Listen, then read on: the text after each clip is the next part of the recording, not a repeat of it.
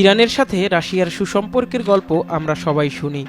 Iran রাশিয়াকে drone দিচ্ছে, Russia ইরানকে অত্যাধুনিক আকাশ প্রতিরক্ষা ব্যবস্থা কিংবা সুখোই 35-এর মতো যুদ্ধ বিমান দেওয়ার প্রতিশ্রুতি দিচ্ছে।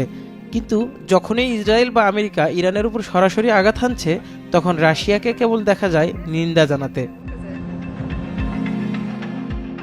চীন ইরানের তেল কিনছে সস্তায়, বিনিময়ে দিচ্ছে বড় বড় বিনিয়োগের স্বপ্ন আর আকাশ প্রতিরক্ষা ব্যবস্থা দেওয়ার প্রতিশ্রুতি। কিন্তু যখনই সামরিক সাহায্যের প্রয়োজন হয়, চীন চলে যায় সাইলেন্ট মোডে। আসলে চীন মূলত একটি বণিক রাষ্ট্র, তারা লাভ বোঝে, যুদ্ধ বোঝে না।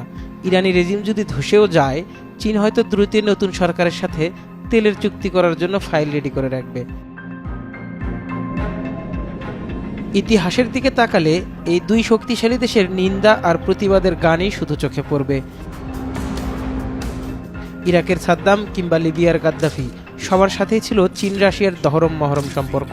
কিন্তু শেষ মুহূর্তে যখনই নেটো বা আমেরিকা আক্রমণ করলো, তখন এই বন্ধুরা কেবল জাতিসংঘে হাত তোলা আর বিবৃতি দেওয়ার মধ্যেই সীমাবদ্ধ ছিল। এখন প্রশ্ন উঠছে, কেন এই দুই পরাশক্তির এমন নিন্দা খেলা? বিশ্লেষকদের মতে, রাশিয়া ইউক্রেনের সাথে যেভাবে যুদ্ধে জড়িয়ে পড়েছে, তাতে মধ্যপ্রাচ্যে উত্তেজনা তাদের জন্য একটি কৌশলগত স্বস্তি হতে পারে। যদি পশ্চিমা বিশ্বের পুরো মনোযোগ এবং সামরিক সহায়তা মধ্যপ্রাচ্যে ব্যয় হয়, তবে ইউক্রেনের উপর পশ্চিমা সাহায্য কমতে পারে।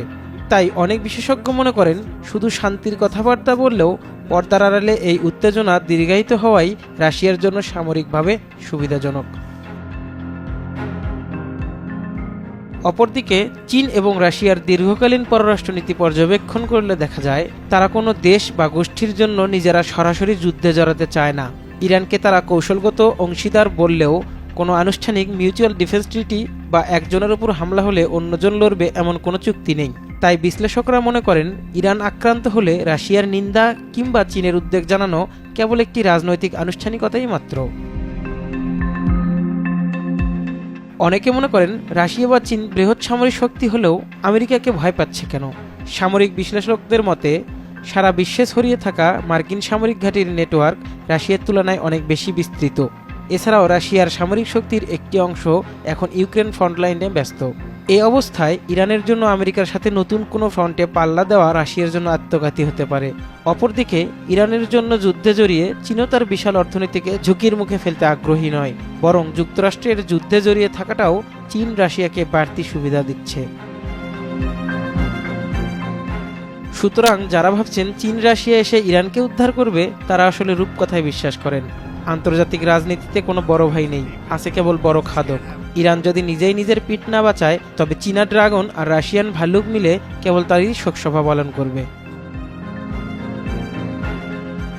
হোসাইন আশু, চ্যানেল 24।